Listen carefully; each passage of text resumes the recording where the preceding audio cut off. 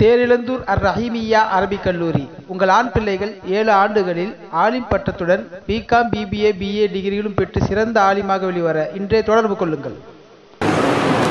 அல்ஹம்துலில்லாஹ் நஹ்மதுஹு வ நஸ்தஈனுஹு வ நஸ்தக்ஃபிருஹு வ நு'மினு பிஹி வ நதவக்கலு அலைஹி வ நஊது பில்லாஹி மின் ஷுரூரி அன்ஃபுஸினா வ மின் ஸய்யிஆத்தி அஅமாலினா.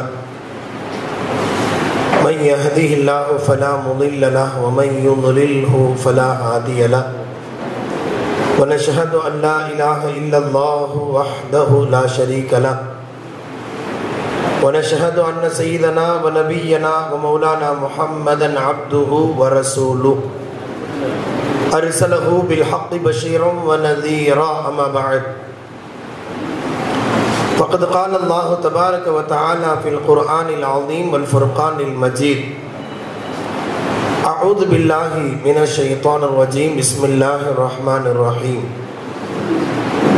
إن الله وملائكته يصلون على النبي يا أيها الذين آمنوا صلوا عليه وسلموا تسليما.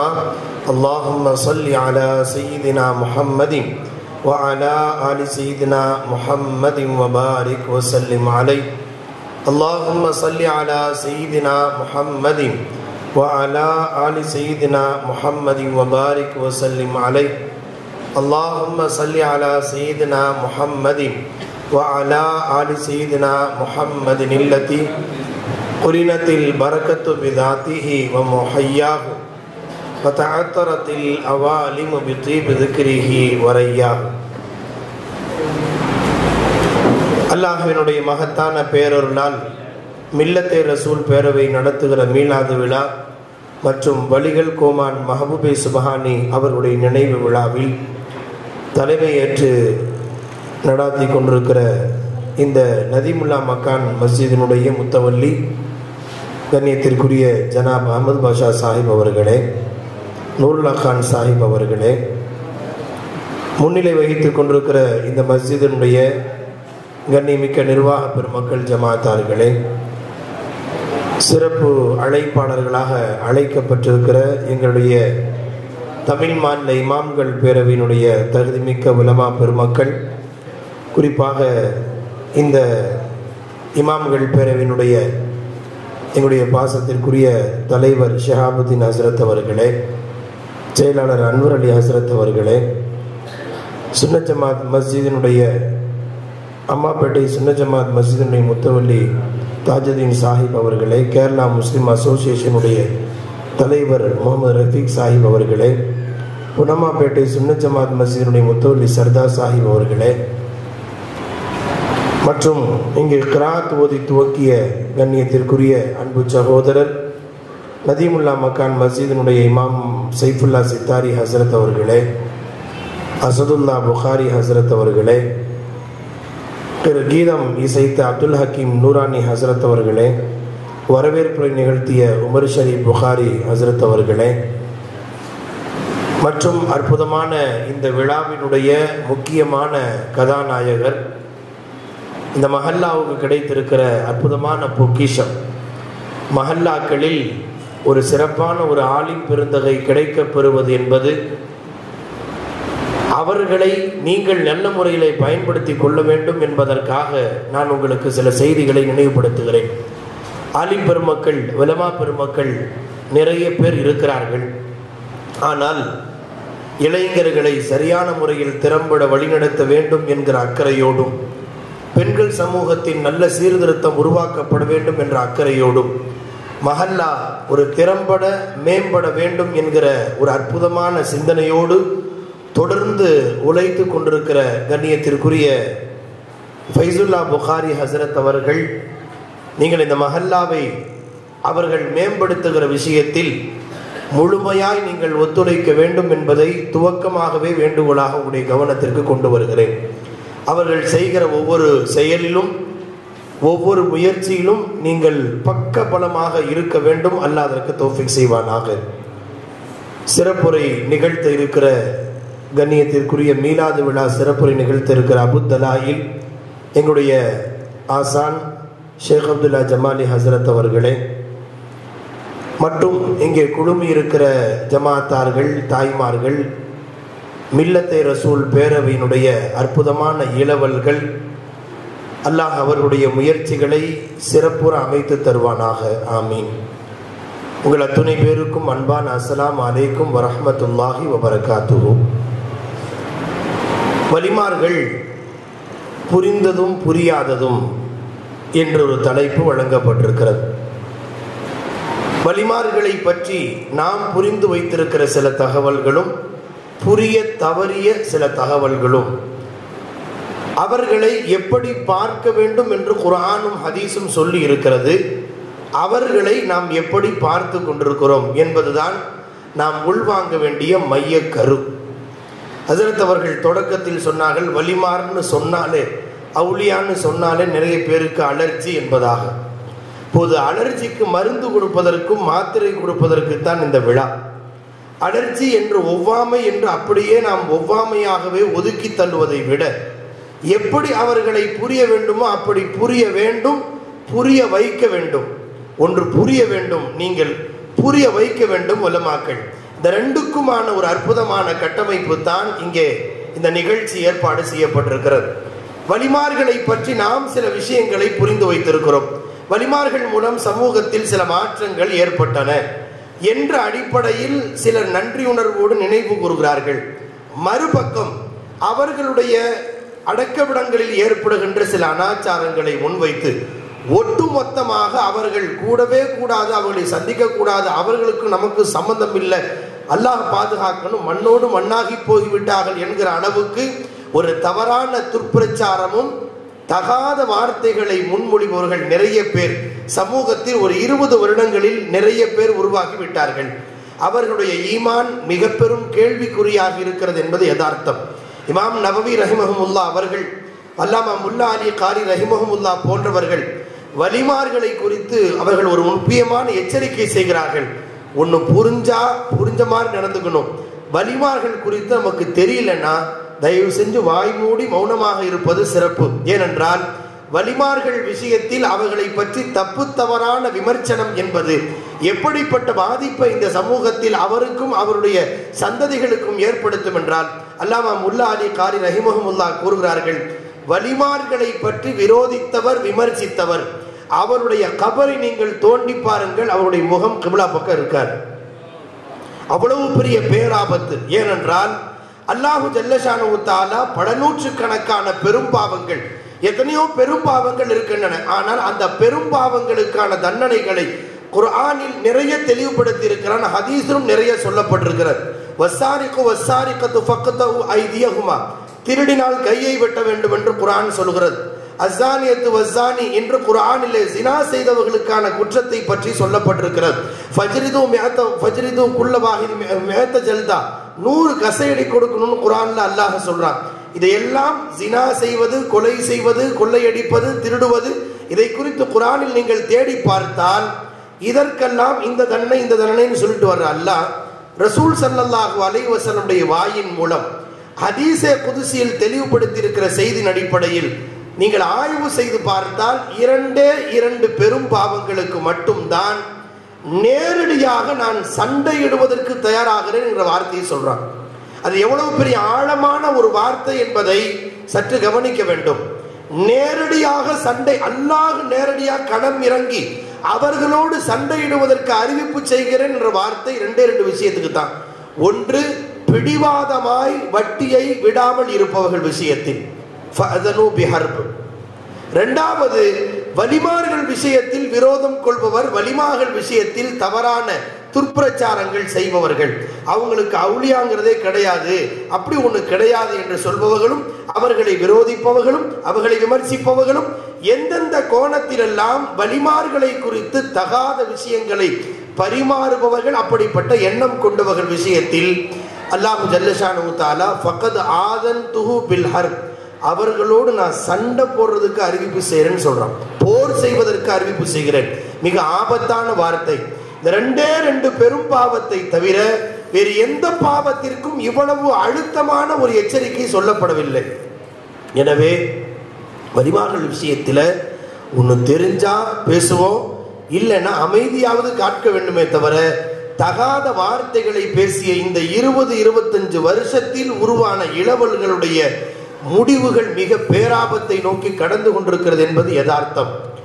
மௌலானா ரூமி ரஹிமஹுல்லா ஒரு மிக ஆழமான எச்சரிக்கை ஒன்று சொல்கிறார்கள். பல 100 ஆண்டுகளாக கடந்த செய்தியை அவர்கள் மஸ்னவியில் ஒரு இடத்தில் சொல்கிறாங்க. வலிமாகளை பற்றி தவறான துர்பிரச்சாரம் செய்பவர்கள் விபச்சாரம் போன்ற பேராபத்துகளில் சிக்காமல் கேவலப்படாமல் மரணிப்பதில்லை.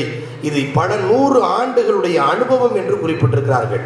எனவே அல்லாஹ் அந்த பேராபத்தில் இருந்து இந்த உம்மத்தை காப்பாற்றி புரிவானாக. நான் சொல்ல வருகிற செய்தி, வலிமார்கள் என்பவர்கள் ஏதோ திடீர்னு புதுசா ஒரு தர்கால உருவாகி அங்கங்கே வந்தவர்கள் அல்ல. வலிமார்கள் என்பது ஆதம் அலைஹிஸ்ஸலாம் காலத்தில் இருக்கிற ஒரு வழித்தொடர். குர்ஆனை நீங்கள் வாசித்து பார்த்தால் நீங்கள் நினைப்பதை போல குர்ஆனில் வெறும் நபியின் வரலாறு மட்டும் வரவில்லை. மூசா அலைஹிஸ்ஸலாம், ஈசா அலைஹிஸ்ஸலாம், நூஹ் அலைஹிஸ்ஸலாம், தாவூத் அலைஹிஸ்ஸலாம், வெறும் நபிமார்கள் வரலாறு மட்டும் பேசப்படுகிற ஒரு இடம் அல்ல குர்ஆன். குர்ஆனில் எப்படி நபிமார்களின் வரலாற்றை நீண்ட வரலாறு பேசப்படுகிறதோ அதுபோல் வலிமார்களின் வரலாறும் நீண்ட வரலாறு குர்ஆனில் பேசப்பட்டிருக்கிறது. நாம் அந்த பார்வையில் அணுகவில்லை என்பதனால் பொதுவாக குர்ஆன்ல எங்கே அவுலியாவை பத்தி பேசல என்பதை போல் நாம் புரிந்து கொண்டோம். உண்மை யதார்த்தம் என்னவென்றால் குர்ஆனில் நபிமார்களை பற்றி ஒரு நீண்ட பட்டியல் உண்டு. ஒவ்வொரு நபியின் காலத்தில் என்னென்ன அற்புதங்கள் நிகழ்ந்தன என்பதை பற்றி பட்டியல் உண்டு. மறுபக்கம் வலிமார்கள் யாரெல்லாம் எந்தெந்த நபியின் காலத்தில் வாழ்ந்திருக்கிறார்கள், அவர்கள் மூலம் இந்த உம்மத்தில் என்னென்ன அற்புதங்கள் நிகழ்ந்தன என்பதை பற்றிய குறிப்பும் குர்ஆன்ல இருக்கிறது. சில குறிப்புகளை உங்களுக்கு நினைவுபடுத்துகிறேன். குர்ஆனில் அன்றாடம் நாம் ஓதுகிற சூரத்துல் கஹஃப் குகைவாசிகளின் வரலாற்றை அல்லாஹ் பேசுகிறான்.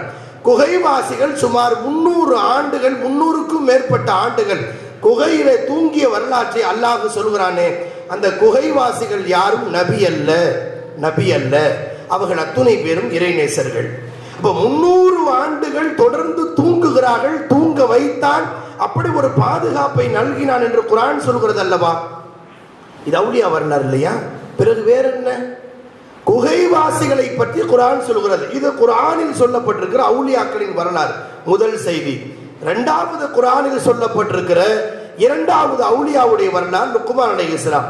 ஹஜ்ரத் லுக்மான் அலைஹிஸ்ஸலாத்தின் பெயரால் சூரா லுக்மான் என்கிற ஒரு அத்தியாயம் இருக்கிறது. லுக்மான் அலைஹிஸ்ஸலாம் தனது மகனுக்கு என்னென்ன உபதேசங்களை சொன்னார்கள், அவர்கள் உபதேசித்தார்கள் என்ற செய்தியை குர்ஆனிலே ஒரு சூரா முழுக்க அல்லாஹ் பேசி இருக்கிறான், தெளிவுபடுத்தி இருக்கிறான். ஒரு தந்தையாய் தன் மகனுக்கு எப்படி உபதேசிக்க வேண்டும் என்பதை பற்றி அற்புதமான அறவுரைகள் அந்த சூறாவில் இருக்கிறது. லுக்மான் அலைஹிஸ்ஸலாம் ஒரு மாபெரும் இறைநேசர். அவர்கள் மூலம்தான் இந்த சமூகத்தில் மருத்துவ இயல் என்பதை சமூகத்தில் அறிமுகம் செய்யப்பட்டது. அவர்களுக்கு முன்னால் ஒவ்வொரு செடிகளும் ஒவ்வொரு கொடியும் நான் இந்த நோக்கத்தில் படைக்கப்பட்டிருக்கிறேன் என்று பேசுமாம். அல்லாஹ் அப்படி ஒரு ஆற்றலை வழங்கி இருந்தான். உதாரணமா மஞ்சக்காமாலுக்கு கீழாநல்லி செடி, இந்த செடி இந்த நோய்க்கு மருந்து என்றெல்லாம் இப்போது மருத்துவ ஆய்வாளர்கள் கண்டறிகிறார்களே, அது தானா புதுசா கண்டுபிடிச்சதல்ல. இது லுக்மான் அலைஹிஸ்ஸலாம் அவர்கள்தான் இதன் தொடக்கமாய் எந்தெந்த செடியில் எந்த மருத்துவ குணம் இருக்கிறது என்பதை அல்லாஹ் அவர்களுக்கு காட்டி தந்தான். ஒவ்வொன்றாக குறித்து வைத்தார்கள். அந்த மருத்துவ குறிப்பு தான் இன்றைக்கு இருக்கிற MBBS, Siddha, ayurvedic, Unani, homeopathy, allopathy எத்தனை இருக்கோ அத்தனை மருத்துவத்திற்கான முதல் தொகுப்பு லுக்மான் அலைஹிஸ்ஸலாத்தின் தொகுப்பு. அவர்கள் அல்லாஹ்வின் நேசர் என்று குர்ஆன் சொல்லி இருக்கிறது, தெளிவுபடுத்தி இருக்கிறது. அப்ப குர்ஆன் எப்படி குகை தோழர்கள் என்ற அவுலியாக்களின் வரலாற்றை பேசுகிறது, லுக்மான் அலைஹிஸ்ஸலாம் என்கிற அவுலியாக்களின் வரலாற்றை பேசுகிறது, மரியம் அலைஹிஸ்ஸலாம் என்கிற ஒரு இறைநேசரை பற்றி பேசுகிறது. ஜக்கரியா அலைஹிஸ்ஸலாத்தின் வளர்ப்பில் வளர்க்கப்பட்டவர்கள் ஹஜ்ரத் மரியம் அலைஹிஸ்ஸலாம். பெண் எந்த காலத்திலும் நபியாக ஆக முடியாது, ஆண்கள் தான் நபியாக ஆக முடியும். மரியம் அலைஹிஸ்ஸலாம் ஒரு நபியை பெற்றெடுத்த, ஒரு நபியின் வளர்ப்பில் வளர்ந்த ஒரு பெண் இறைநேசர். மரியம் அலைஹிஸ்ஸலாத்தை பற்றி அல்லாஹ் குர்ஆனிலே சொல்லி இருக்கிறார். ஒரு மெஹராபில், ஒரு தனி அறையில், பூட்டப்பட்ட அறைக்குள் பாதுகாப்பாக வளர்ந்தார்கள். காலை பொழுதில் அவர்கள் ஜக்கரியா அலைஹிஸ்ஸலாம் பூட்டி விட்டு சென்று விட்டால், அழைப்பு பணி முடித்து வீட்டிற்கு வருகிற போது வரை அந்த தனி அறையிலே இபாதத் செய்து கொண்டிருப்பார்கள் மரியம் அலைஹிஸ்ஸலாம். ஒரு நாள் பூட்டிய அறையை திறந்து பார்க்கிற போது தாமதமாக வந்த ஜக்கரியா அலைஹிஸ்ஸலாம் திறந்து பார்த்தால் அந்த அறைக்குள் அவர்களை தவிர வேறு யாரும் போகுவதற்கு வாய்ப்பில்லாத அந்த அறைக்குள் விதவிதமான உணவுகள், அன்சீசன் பழங்கள் எல்லாம் குவித்து வைக்கப்பட்டிருக்கிறது. அன்னாலக்கி ஹாதா, எப்படி வந்தது என்று கேட்கிறார்கள். காலத்து ஹுவமின் இந்தில்லா, இது அல்லாஹ் கொடுத்தான் என்ற பதிலை சொன்னார்கள் மரியம் அலைஹிஸ்ஸலாம். அந்த இடத்திலே இருந்து கொண்டு ஜக்கரியா அலைஹிஸ்ஸலாம் துஆ செய்தார்கள். நீண்ட நெடுங்காலமாய் வயோதிகத்தின் உச்சத்தில் நரைத்து போய் எலும்புகள் எல்லாம் பலவீனப்பட்டிருக்கிற ஜக்கரியா அலைஹிஸ்ஸலாத்திற்கு அல்லாஹ் குழந்தை பாக்கியத்தை கொடுத்த செய்தி குர்ஆன் சொல்லி இருக்கிறது, நாம் கேள்விப்பட்டிருக்கிறோம். ஆனால் கவனிக்க வேண்டிய செய்தி, மரியம் அலைஹிஸ்ஸலாம் நபி அல்ல, அவர்கள் ஒரு இறைநேசர். அந்த இடத்திலே இருந்து ஜக்கரியா அலைஹிஸ்ஸலாம் துஆ செய்தார்கள். அவர்களுக்கு குழந்தை பாக்கியத்தை கொடுத்த வரலாற்றை அல்லாஹ் சொல்கிறான் அல்லவா. ஒரு அவுலியாவின் இடத்தில் ஒரு நபி துஆ செய்கிறார்கள், குழந்தை பாக்கியம் கிடைச்சு. இது குர்ஆன் சொல்லக்கூடிய செய்தி. ஹுனாலிக தஆ ஜக்கரியா, அவ்விடத்தில் இருந்தவாறு ஜக்கரியா அலைஹிஸ்ஸலாம் துஆ செய்தார்கள். அல்லாஹ் அந்த துஆவை கபூல் செய்து யஹ்யா அலைஹிஸ்ஸலாத்தை வழங்கினான். அப்படியானால் வலியை விட நபிமார்கள் உயர்ந்தவர்கள் என்பதில் மாற்று கருத்தில்லை. அஹ்லு சுன்னத் வல் ஜமாஅத்தினுடைய கருத்துப்படி நபிமார்கள் உயர்ந்தவர்கள், வலிமார்கள் அதற்கு பிறகுள்ளவர்கள் தரத்தால். என்றாலும் கூட ஒரு வலியின் அந்தஸ்து என்ன, ஒரு அவுலியாக்களுக்கான தரம் என்ன என்பதை இந்த சமூகத்தில் புரிய வைப்பதற்கு அல்லாஹ்வே குர்ஆனில் இந்த நிகழ்ச்சியை பதிய வைத்து அல்லாஹ் எதை தெளிவுபடுத்துகிறான் என்றால், அவுலியாக்கள் தங்கி இருக்கிற இடம் என்பது துஆ கபூலாகிற இடம் என்பதை அல்லாஹ் தெளிவுபடுத்தி இருக்கிறான். அது மரியம் அலைஹிஸ்ஸலாத்திற்கு மட்டுமல்ல, உலகத்தில் எங்கெல்லாம் அவுலியாக்கள் இருக்கிறார்களோ, அவர்கள் ஓய்வெடுக்கிறார்களோ, அந்த இடமெல்லாம் துஆ கபூலாகிற இடம் என்பது குர்ஆனின் இந்த செய்தி மூலம் நமக்கு உறுதியாக இருக்கிறது.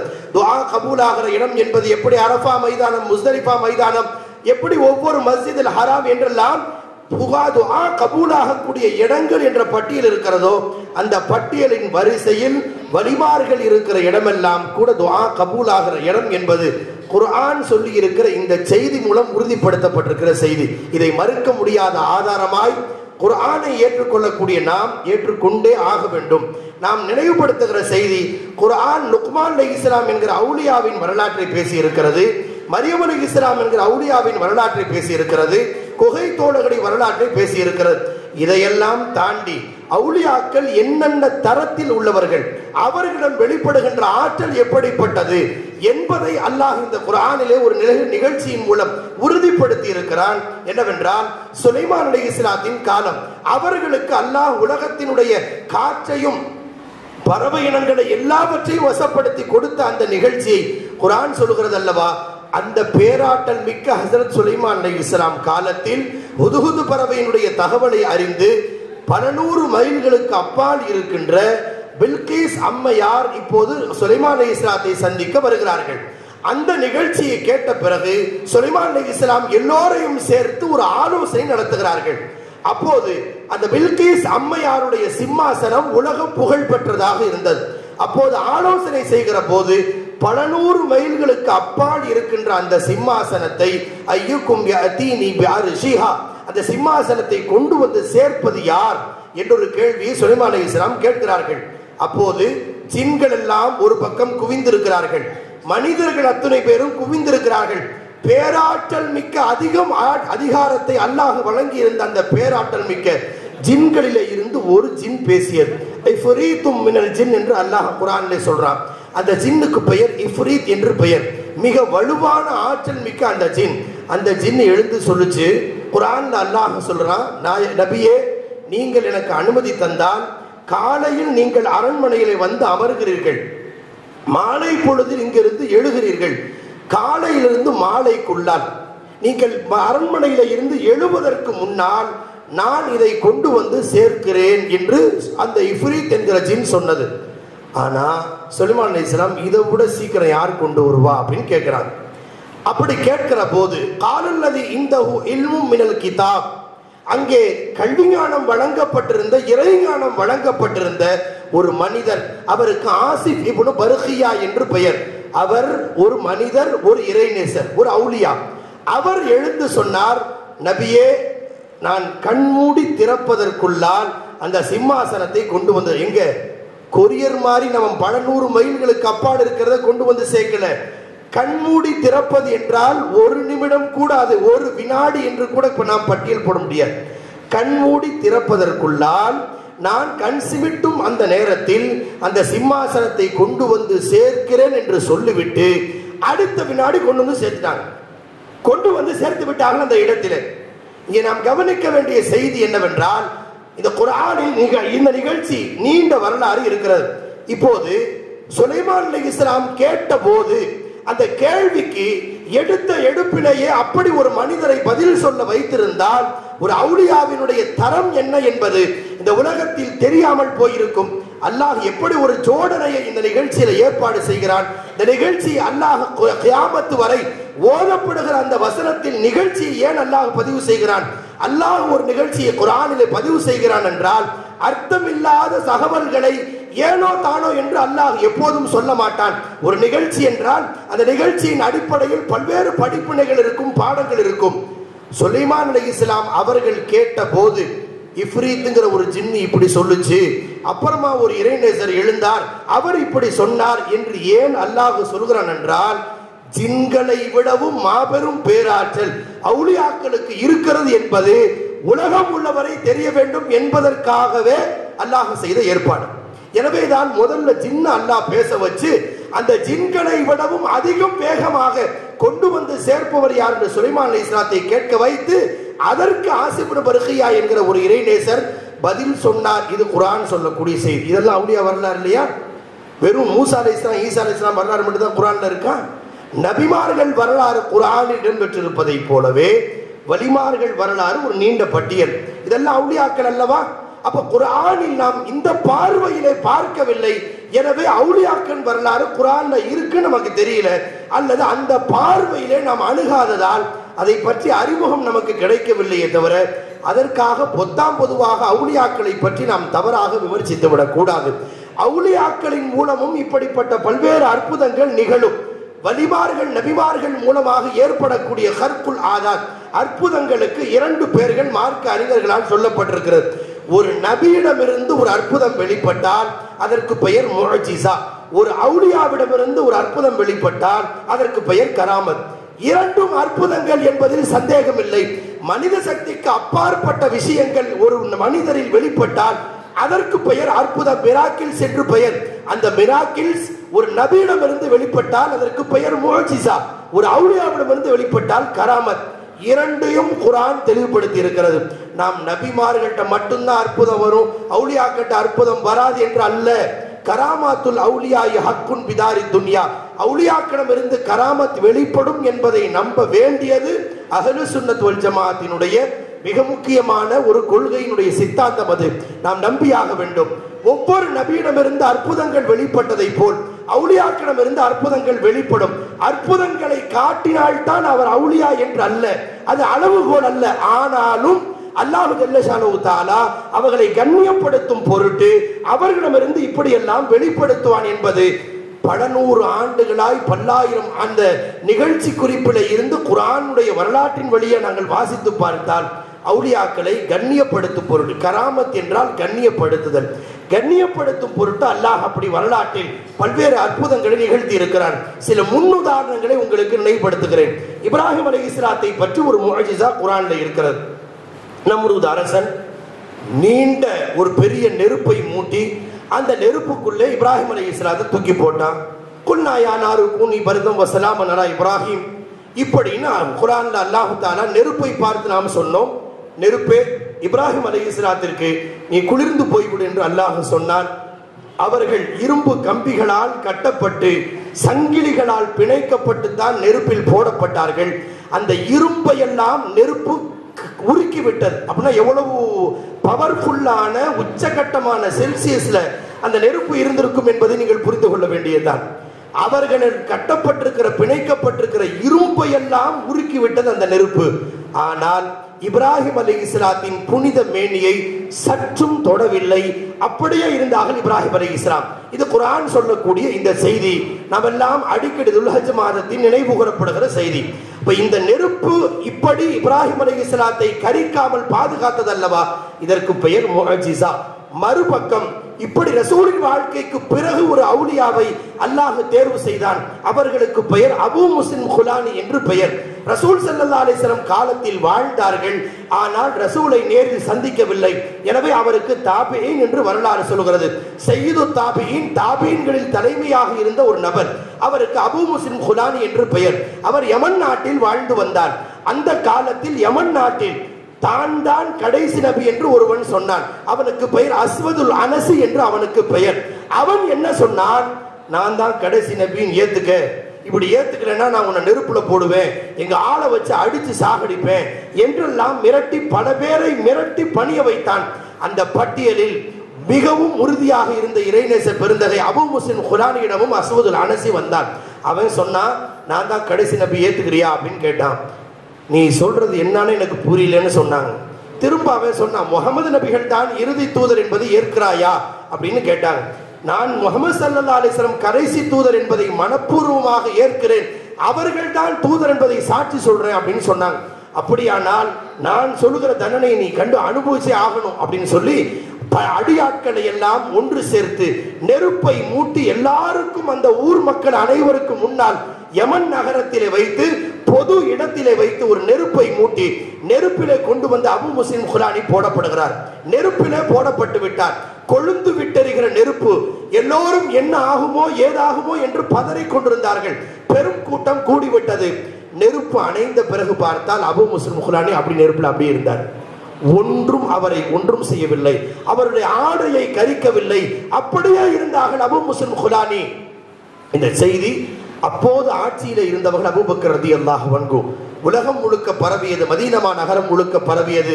அடுத்த வருடம் ஹஜ்ஜுக்கு வருகிறார்கள் அபூ முஸ்லிம் குலானி. மஸ்ஜிதே நபவியிலே தொழுகிற போது ஹஜ்ரத் உமர் ரலியல்லாஹு அன்ஹு, நீங்கள் யார், எந்த ஊர் என்றெல்லாம் விசாரித்ததற்கு பிறகு கேட்டார்கள், யமன் நகரத்திலிருந்து வந்திருக்கீங்களே, அங்க யமன் நகரத்துல ஒருத்தர் நெருப்புல பாதுகாக்கப்பட்டார் என்று கேள்விப்பட்டிருக்கேன், அவங்க யாரு? அல்லாஹ்வின் அருளால் நான் தான் என்றார்கள். உடனே எழுந்து அவர்களை முசாபஹா முஆனகா செய்த ஹஜ்ரத் உமர் ரலியல்லாஹு எழுந்து கூட்டி வந்து உமர் அபூபக்கர் ரலியல்லாஹு முன்னால் அறிமுகப்படுத்தி விட்டு சொன்னார்கள், இப்ராஹிம் அலைஹிஸ்ஸலாத்தின் வாழ்க்கையில் நடந்த ஒரு அற்புதத்தை என்னுடைய ஹபீபுடைய உம்மத்தில் ஒருவருக்கு அல்லாஹ் ஏற்படுத்தி அதை கண்ணால் பார்க்கிறவரை எனக்கு மௌத்தை தராமல் இருந்தானே, அந்த அல்லாஹுக்கு எல்லா புகழும் என்றார்கள் ஹஜ்ரத் உமர் ரலியல்லாஹு.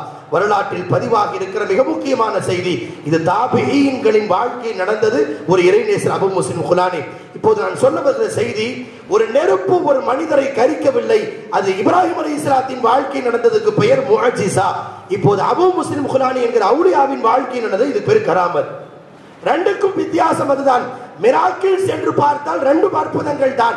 ஒரு அவுலியாவிடமிருந்து வெளிப்பட்டால் கராமத், ஒரு நபியிடமிருந்து வெளிப்பட்டால் முஅஜிஸா. குர்ஆன் இன்னொரு அற்புதத்தை பற்றி சொல்லுகிறது. யூசுப் அலைஹிஸ்ஸலாத்தை பிரிந்த போது யாக்கூப் அலைஹிஸ்ஸலாம் கடுமையாய் துடித்தார்கள். தனது அருமை மகனாரை இழந்து விட்டேனே என்கிற துடிப்பு. ஏனென்றால் யூசுப் அலைஹிஸ்ஸலாத்தின் பேரழகை பார்த்த யாக்கூப் அலைஹிஸ்ஸலாத்திற்கு சொர்க்கத்தின் காட்சிகளை பார்த்த ஒரு பேரானந்தம் கிடைத்தது. அந்த அருமை மகனை இழந்து விட்டோமே என்கிற துடிப்பில் தொடர்ந்து அழுது அழுது அழுது அந்த கவலையால் அழுது அந்த கண் கருவிழி அவர் கலைந்து வெள்ளையாகி போய்விட்டது என்று அல்லாஹ் குர்ஆன்ல சொல்றான். குர்ஆனுடைய விரிவுரைகளில் சொல்லப்பட்டிருக்கிறது, சுமார் 40 ஆண்டு காலங்கள், 40 வருஷமா கண் பார்வை தெரியல யாக்கூப் அலைஹிஸ்ஸலாம்.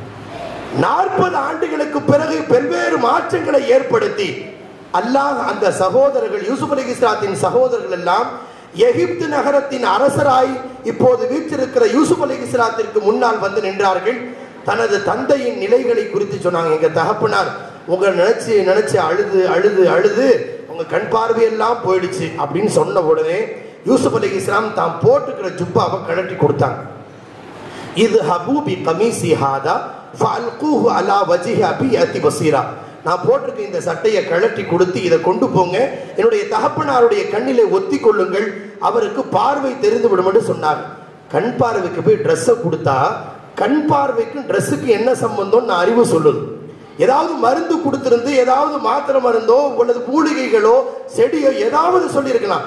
கண்ணு தெரியாம போறதுக்கு ட்ரெஸ்ஸுக்கு என்ன சம்பந்தம் நம்ம அறிவு சொல்கிறது. அறிவுக்கு அப்பாற்பட்டதுதான் அற்புதங்கள். கொடுத்து அனுப்பினார்கள், கொண்டு போய் சேர்க்கப்பட்டது. யாக்கூப் அலைஹிஸ்ஸலாம் தன் அருமை மகன் யூசுப் அலைஹிஸ்ஸலாத்தினுடைய உடம்பில் ஒட்டி இருந்த ஒரு ஆடை, அந்த ஆடையை கண்களில் ஒத்தி கொண்டார்கள், பார்வை தெரிந்தது என்று குர்ஆன் சொல்றது. யூசுப் அலைஹிஸ்ஸலாத்தின் வரலாற்றை அல்லாஹ் இந்த நிகழ்ச்சியில தெளிவுபடுத்தி இருக்கிறான். யாக்கூப் அலைஹிஸ்ஸலாம் அவர்களுக்கு இந்த ஆடையை ஒத்தி கொண்ட பரக்கத்துல அல்லாஹ் பார்வையை தெரிய வைத்தான். இந்த நிகழ்ச்சி குர்ஆன் சொல்லக்கூடிய செய்தி நாம் மறுக்க முடியாது. இப்போது நான் அடுத்த இன்னொரு நிகழ்ச்சியை சொல்றேன். இந்த நாட்டில் மிகப்பெரிய படை திரட்டிய பெருமகனார் கஜினி முகமது என்றொருவர் இருந்தார். தொடர்ந்து 17 முறை படையெடுத்தார் என்று வரலாற்றில் நீங்கள் வாசித்திருக்கலாம். 17 முறை தோற்று போகிறார். ஒரு தடவை 2 தடவை தோத்து போனா சரிப்போ நம்ம நசீப் இல்லைன்னு நம்ம விட்டுருவோம்.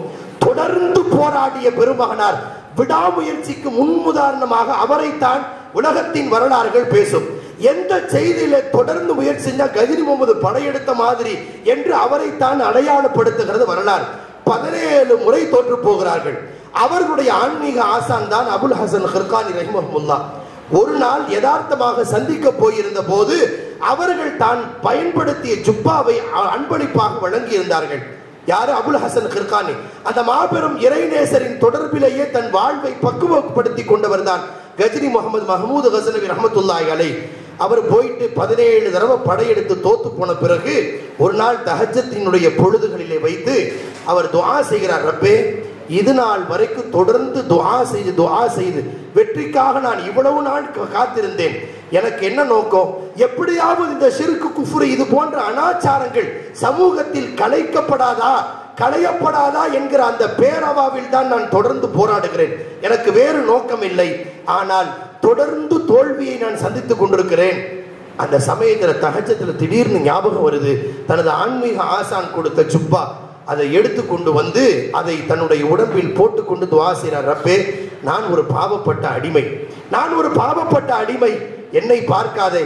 இந்த ஜுப்பாவை அணிந்தவர் யார் என்று உமக்கு தெரியும். அந்த இறைநேசர் போட்ட ஜுப்பாவை நான் என் உடலில் போட்டுக்கொண்டு இப்போ துஆ செய்கிறேன். எனக்காக இல்லாவிட்டாலும் இந்த ஆடை அணிந்த இறைநேச பெருமகனாரின் முகத்திற்காக என் மேல கருணை காட்டு, வெற்றியை கொடுறப்பேன்னு துஆ செய்கிறாரு. உடனுக்குடன் அவருடைய இதயத்தில் ஒரு உத்வேகம் ஏற்படுகிறது. தஹஜ்ஜத் பொழுதிலேயே படைகளை எல்லாம் திரட்டி கொண்டு அப்படியே போனார். வெற்றி வாகை சூடிவிட்டு வந்தார் என்பது வரலாறு. இது நான் எதை நினைவுபடுத்துகிறேன் என்றால், யூசுப் அலைஹிஸ்ஸலாத்தின் ஆடையை கண்களில் ஒத்தி கொண்டதால் கண் பார்வை தெரிந்தது என்றது குர்ஆன் சொல்லக்கூடிய செய்தி அல்லவா? அது நபியின் வாழ்க்கையில் நடந்தது. அதுக்கு பேர் முஅஜிஸா. இங்கே ஒரு ஆடையை வைத்து, ஒரு இறைநேசரின் ஆடையை வைத்து வெற்றி வாகை சொன்னார் கஜினி முகமது. இதுக்கு பேர் கராமத். ஆடை என்பது ஒன்றுதான். ஒரு நபி, ஒரு வலி பயன்படுத்திய ஆடைக்கு மதிப்பு இருக்கிறது. அவர்கள் பயன்படுத்திய ஆடை என்று சொன்னால் அதை வைத்து செய்யப்படுகிற துஆவிற்கு மதிப்பு இருக்கிறது. ஒரு சிகிச்சையை பெற்று தரும் என்கிற ஆற்றல் இருக்கிறது. இது குர்ஆன் சொல்லக்கூடிய செய்தி. நபிமார்கள் வாழ்க்கை நடந்தா முஅஜிஸா, அவுலியாக்கள் வாழ்க்கை நடந்தா கராமத், அவ்வளவுதான். எனவே வலிமார்களை பற்றி இப்படிப்பட்ட புரிதல் இல்லாமையால் ஏனோ தானோ என்று சகட்டு மேனிக்கு இப்படிப்பட்ட சேரை வாரி பூசி அவர்கள் ஈமானை பாதிப்புக்குள்ளாக்கிக் கொள்கிறார்கள். அல்லாஹ் இப்படிப்பட்ட இளவல்களுக்கு நல்ல புரிதலை அல்லாஹ் தருவானாக. எனவே நான் நினைவுபடுத்துகிற செய்தி, வலிமார்களை எப்படி புரிய வேண்டுமோ அப்படி புரிய வேண்டும். புரிய தவறிவிட்டால் ஏனோ தானோ என்று நமக்கு தெரிந்த 4 விஷயங்களை வைத்து தவறுதலாக நமக்கு வழிகாட்டப்பட்டு விட்டால் வலிமார்களை குறித்து விரோதிப்பது என்பது அது நம்முடைய ஈமானை பாதிப்புக்குள்ளாக்கிவிடும் என்பதை நான் இந்த நேரத்தில் நினைவுபடுத்துகிறேன்.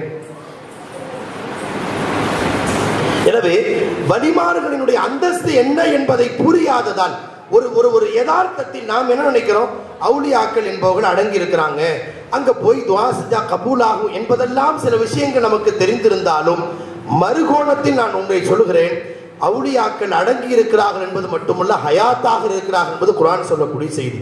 பல் அஹ்யாஉன். குர்ஆனை ஆமன்து பில்லாஹி வ மலாயிகத்திஹி வ குதுபிஹி, வேதத்தை ஈமான் கொண்டேன் என்றால் வேதம் சொல்லி இருக்கிற அந்த சுஹதாக்கள் ஹயாத்தோடு இருக்கிறார்கள் என்பதில் துளியளவும் சந்தேகமில்லை, ஏற்றாக வேண்டும்.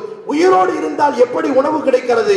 இந்த ரப்பிஹிம் யுர்ஸகுன், அவர்களுக்கு தன் ரப்பின் புறத்திலிருந்து உணவு வழங்கப்படுகிறது என்று குர்ஆன் சொல்லிவிட்டது. நாம் நம்பியாக வேண்டும். புரியவில்லை என்றால் அது வேறு விஷயம். ஆனால் ஆலமே பர்ஸக் என்கிற திரை உலகில் அவர்கள் வாழ்கிறார்கள், பார்க்கிறார்கள், ஹயாத்தோடு இருக்கிறார்கள். எனது ஆன்மீக தந்தை ஷேக்னா அடிக்கடி ஒரு வார்த்தை சொல்லுவாங்க, ஒரு கார்ல நீ உட்கார்ந்து இருக்கீங்க, காரினுடைய கருப்பு ஸ்டிக்கர் ஒட்டப்பட்டிருக்கிறது, காருக்குள்ளே ஒருவர் உட்கார்ந்து இருக்காரு, அவர் வெளியில இருப்பதை எல்லாம் பார்க்க முடிகிறது.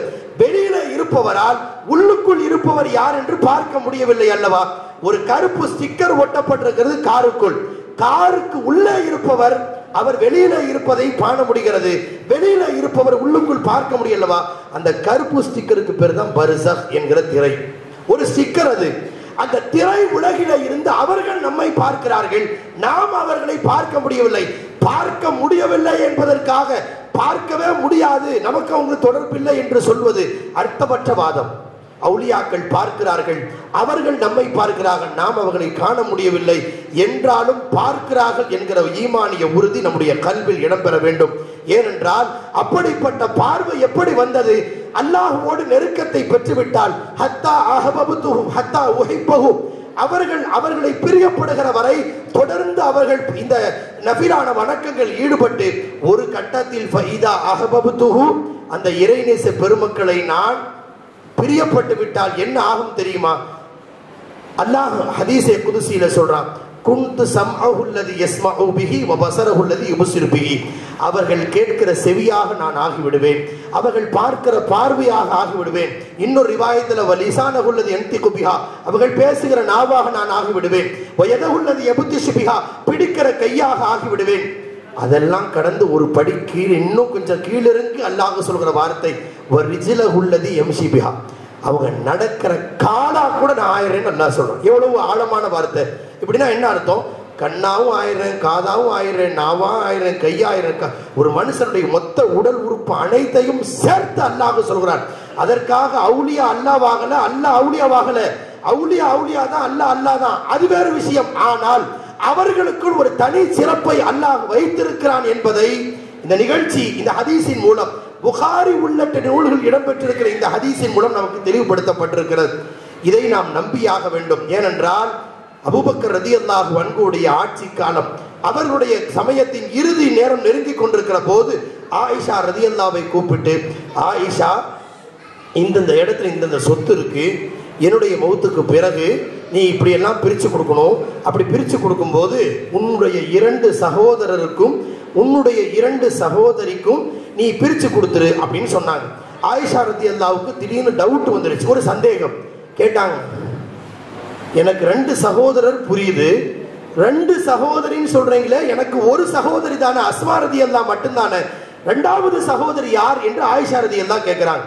அப்போது அபூபக்கர் ரலியல்லாஹு அன்ஹு திரும்ப சொன்னாங்க, தனது மனைவி பின்த் ஹாரிஜா அப்போது கற்பமுற்றிருந்தார்கள், அவர்களை காட்டி சொன்னார்கள், து பதனி பின்தி ஹாரிஜத அரஹா ஜாரியத்தன், வயிற்றிலே வளர்கிற குழந்தையை நான் பெண் குழந்தையாக பார்க்கிறேன் என்றார்கள் அபூபக்கர் ரலியல்லாஹு. இன்றைக்கு போல் அல்ட்ரா சவுண்ட் ஸ்கேன் மிஷின் எல்லாம் இல்ல. அபூபக்கர் ரலியல்லாஹுடைய காலம் ஒரு வயிற்றில் வளர்கிற குழந்தையை பார்த்து சொன்னார்கள், அரஹா ஜாரியத்தன், பெண் குழந்தையாக வளர்ந்து கொண்டிருப்பதை என் கண்ணால் பார்க்கிறேன் என்றால் எப்படிப்பட்ட பார்வை! அவர்கள் பார்க்கிற பார்வையாக நான் ஆகிவிடுகிறேன் என்று அல்லாஹ் சொல்கிறான் அல்லவா? அந்த நெருக்கமான பார்வையை பெற்ற பெருமகனார் அபூபக்கர் ரலியல்லாஹு. ஹஜ்ரத் உமர் ரலியல்லாஹுடைய ஆட்சி காலம், ஹஜ்ரத் அலி ரலியல்லாஹு அன்ஹு அவர்கள் ஒரு கனவு ஒன்று காண்கிறார்கள். ரசூல் ஸல்லல்லாஹு அலைஹி வஸல்லம் அன்றைக்கு ஃபஜ்ர் தொழ வைக்கிறார்கள்.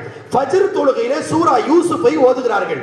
ஃபஜ்ர் தொழுகை முடிந்தது, திரும்பி அமர்ந்தார்கள் ரசூல் ஸல்லல்லாஹு அலைஹி வஸல்லம். அப்போது யாரோ ஒரு அன்சாரி பெண்மணி ஒரு பேரித்தம்பழங்களை தட்டு நிறைய கொண்டு வந்து கொடுக்கிறார்கள். பேரித்தம்பழங்களை வாங்கி கொண்டு அந்த பேரித்தம்பழம் எல்லோருக்கும் பகிர்ந்து கொடுக்கப்படுகிறது. அதை அலி ரலியல்லாஹு அன்ஹு அவர்களும் ஒரு பேரித்தம்பழத்தை எடுத்தாங்க, எல்லோரும் எடுத்துக்கொண்டார்கள்.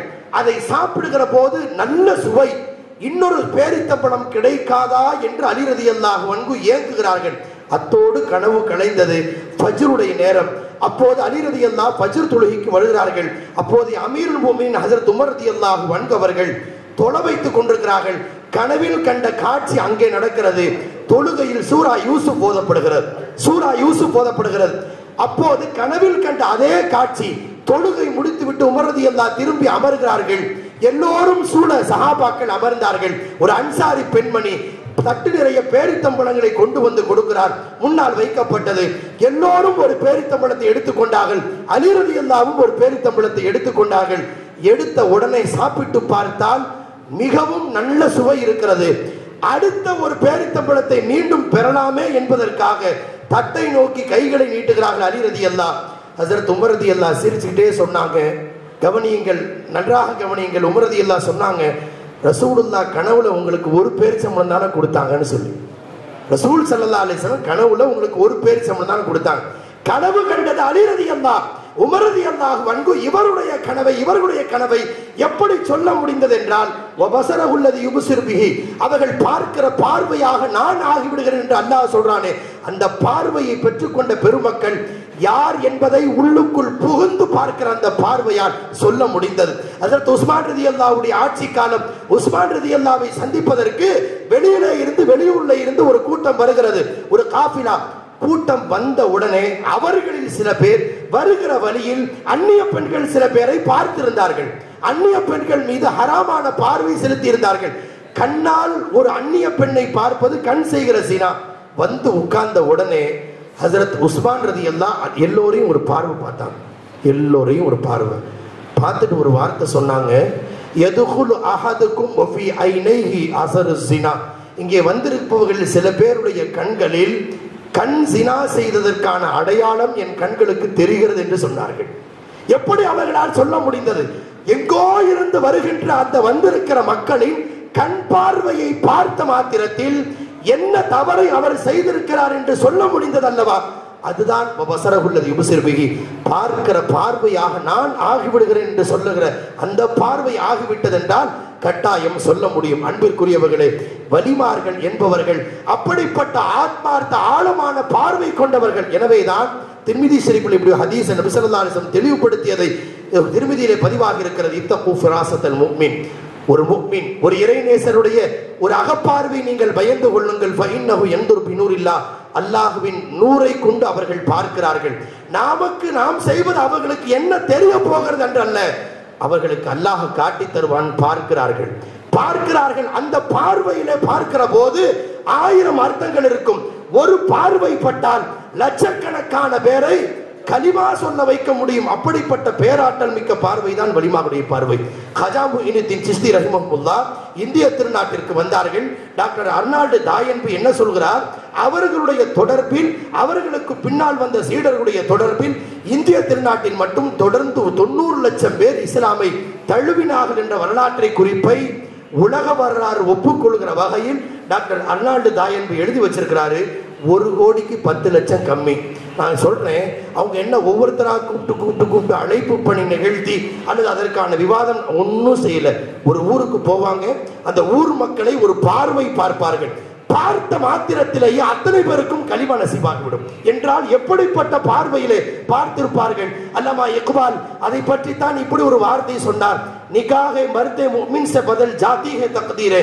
ஒரு காமிலான வலியினுடைய பார்வை தக்தீரையே மாற்றிவிடும், தக்தீரையே மாற்றிடும். விதியை மாற்றுகிற ஒரு பேராற்றல் அவுலியாக்களுக்கு உண்டு. காபிராக நரகத்திற்கு போகக்கூடிய தக்தீரை பெற்றிருந்த அந்த மக்களுக்கு ஒரு இறைநேசர் ஒரு பார்வை பார்த்தார். அந்த பார்வையில் 1000 அர்த்தம் இருந்தது. ஏனென்றால் ஃபஇன்னஹு யன்துரு பினூரில்லாஹ், அல்லாஹ்வின் ஒளியை கொண்டு அவர்கள் பார்க்கிறார்கள். பார்த்த மாத்திரத்திலேயே கலிமா சொல்ல வைத்தது அந்த பார்வை என்றால், அந்த பார்வையிலே நாம் புரிந்து கொள்ள வேண்டிய அர்த்தங்கள் நிறைய இருக்கிறது. எனவே வலிமார்களை பற்றி புரிந்தும் புரியாமலும் ஏதோ சில விஷயங்களை தெரிந்து கொண்டு அவங்களுக்கு என்ன இருக்கு ஏது இருக்கு என்றெல்லாம் பேசுவது அர்த்தமற்ற வாதம். வலிமார்களை பற்றி புரிய வேண்டிய செய்திகள் நிறைய இருக்கிறது. எனவே புரியாவிட்டால் மௌனமாவது இருந்து விட வேண்டுமே தவிர அதை விட்டு அப்படியா இப்படியா இந்த அனாச்சாரங்கள் நடக்கிறது என்றெல்லாம் பேசுகிறேன் என்ற பெயரால் நாம் மட்டுமே உலகத்தின் உலக மகா சீர்திருத்தவாதி என்ற அடிப்படையில் நாம் அணுகினோம் என்றால் அது சில சமயங்கள் நம்முடைய ஈமானை பாதித்து விடுவதற்கும் வாய்ப்பு இருக்கிறது. எனவே அன்பர்களே, வலிமார்களை பற்றி அந்தஸ்தை நாம் புரிந்து கொள்ள வேண்டும். முஹையத்தீன் அப்துல் காதிர் ஜீலானி கத்தஸல்லாஹு சிர்ரஹுல் அஸீஸ் அவர்களை பற்றியும் சில செய்திகளை இங்கே நினைவுபடுத்த வேண்டி இருக்கிறது. மஹபூபை சுபஹானி அவர்களை பற்றிய நினைவு விழா என்ற அடிப்படையில் மஹபூபை சுபஹானி முஹையத்தீன் அப்துல் காதிர் ஜீலானி கத்தஸல்லாஹு சிர்ரஹுல் அஸீஸ் அவர்களுடைய வாழ்க்கை குறிப்பில் பகதாது மாநகரத்தில் ஹிஜ்ரி 470 அவர்கள் தோன்றிய பெருமகனார் அதுவரை சுமார் 5 நூற்றாண்டுகளாய் இந்த சமூகத்தில் இஸ்லாமிய சாம்ராஜ்யம் உலகம் முழுக்க பல்கி பெருகியதற்கு பிறகு ஏற்பட்ட ஒரு பெரும் மாற்றம், மடைமாற்றம் என்னவென்றால் உலகம் முழுக்க இஸ்லாம் ஒரு மிகப்பெரிய வல்லரசாக மாறியது. அசைக்க முடியாத வல்லரசாய் உலகம் உருவானதற்கு பிறகு, இஸ்லாமியர்களுக்கு செல்வ செழிப்பு நிறைந்து போன பிறகு போர் போர் போர் போர் என்று அட்லாண்டிக் பெருங்கடலுடைய கடைசி கரை வரை சென்ற இஸ்லாமிய மன்னர்கள் இதற்கு பிறகு ஒரு கால் நாடு இருந்தால் அதையும் வெற்றி கொள்வோம் என்று சொன்னார்கள். அவ்வளவு பெரும் பேரரசாக இஸ்லாமிய பேரரசுகள் நிறைவாக வெற்றிகளை சூடிய போது இந்த 5 நூற்றாண்டுல எல்லார் கையிலும் கரை புரண்டோடியது செல்வம். செல்வ செழிப்புக்கு அங்கே பஞ்சம் இல்லை. ஒரு காலம் இருந்தது ஹைருல் குரூன் என்கிற சிறந்த காலம். அப்போது செல்வம் கட்டுப்பாட்டுகள் இருந்தது. இப்போது எல்லா போரும் நடந்து நடந்து கனிமத் பொருட்கள் நிறைய சேகரமானதற்கு பிறகு, முஸ்லிம்களின் கைகளிலே செல்வம் அதிகரித்த பிறகு பணம் அது வேலையை செஞ்சிச்சு. பணத்தை வச்சு எதை வேண்டாலும் செய்யலாம் அப்படிங்கிற அந்த நிலைக்கு அவர்கள் உருவாகி விட்டார்கள். எனவே பணம் அவர்களுக்கு அதிகரித்த போது உலக பேராசை அதிகரித்தது, கொள்ளைகள் அதிகரித்தது, திருட்டு அதிகரித்தது.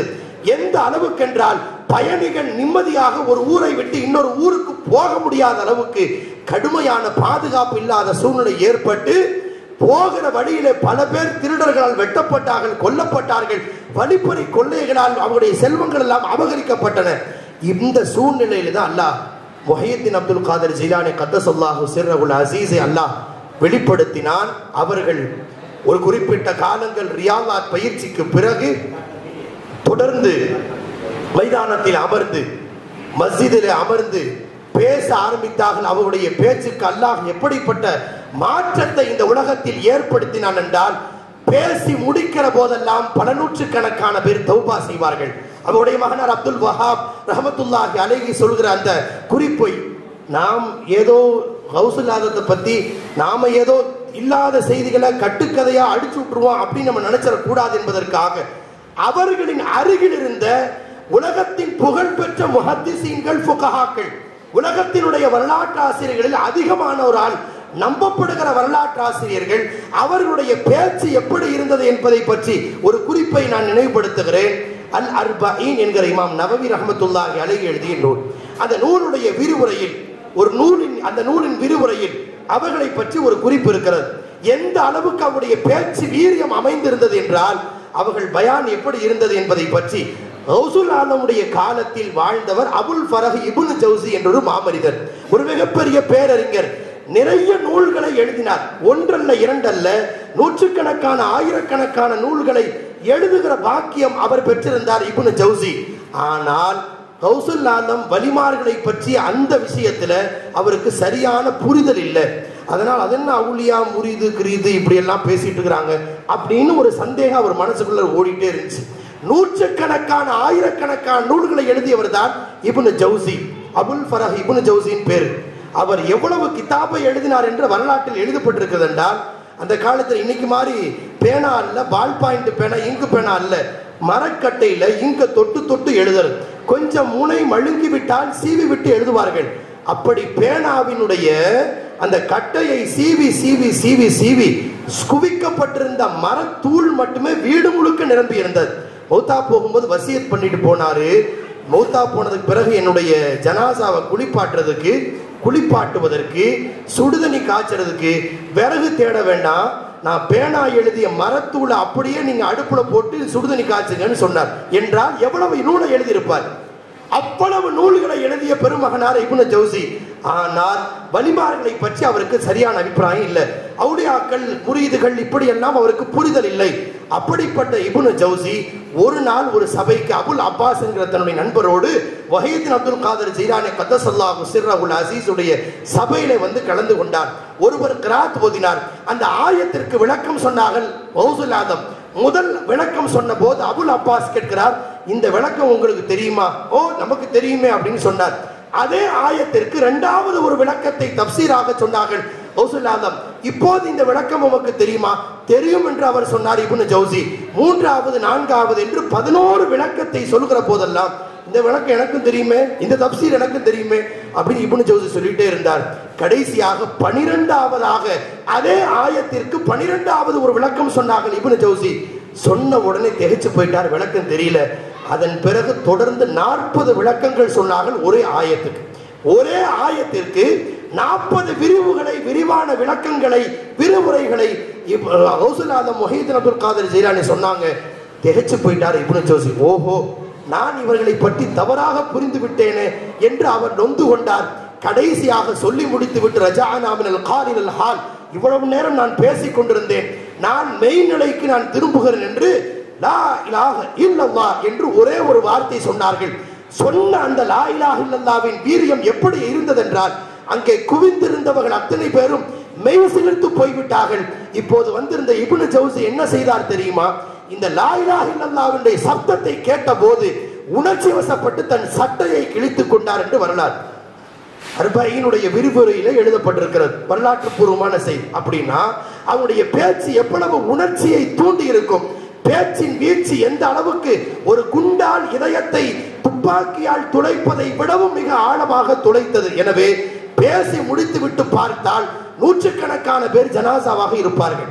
ஒரு முறை அல்ல, இருமுறை அல்ல, ஒவ்வொரு முறையும் அவர்கள் பேசி முடிக்கிற போது அவர்களுடைய பேச்சின் உபதேசத்தை கேட்டு தௌபா செய்தவர்கள், அழுதவர்கள் பல பேர் அவர்கள் இதயத்தால் தாங்கிக் கொள்ள முடியாமல் வஃபாத்தாகி விடுவார்கள். ஓரிரு நிகழ்வல்ல, பல நூற்றுக்கணக்கான நிகழ்வுகள் அவருடைய வரலாற்றில் பதிவாகி இருக்கிறது. என்றால் ஏன் அப்படி சொல்ல முடிஞ்சிச்சு?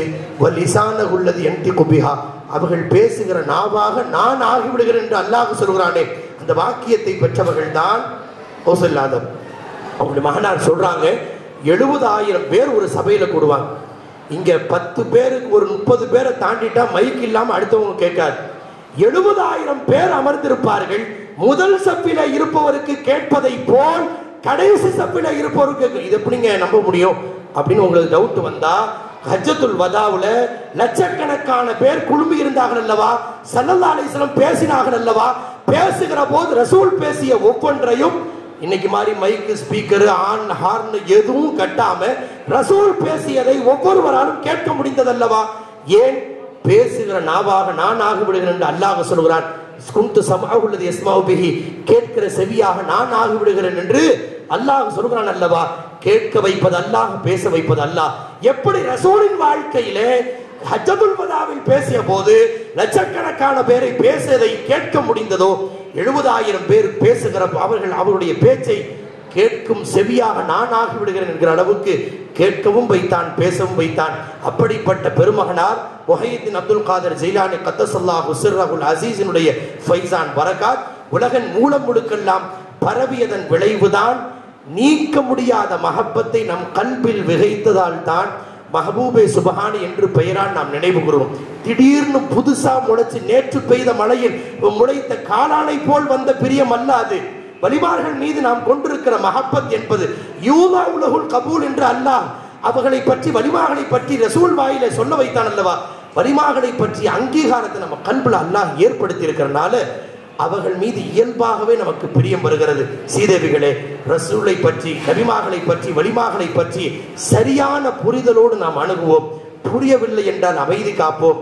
தப்பு தவறான தகாத சிந்தனைகளை நம் கல்பில் கொண்டு வந்தால் அதுவே நம் ஈமானை பாதித்து விடலாம், அல்லாஹ்வினுடைய பெரும் எச்சரிக்கைக்கு ஆளாகி விடலாம். அல்லாஹ் நம்மை காப்பாற்றி அன்புரிவானாக. வ ஆகிரு தஅவானா அல்ஹம்துலில்லாஹி ரப்பில் ஆலமீன்.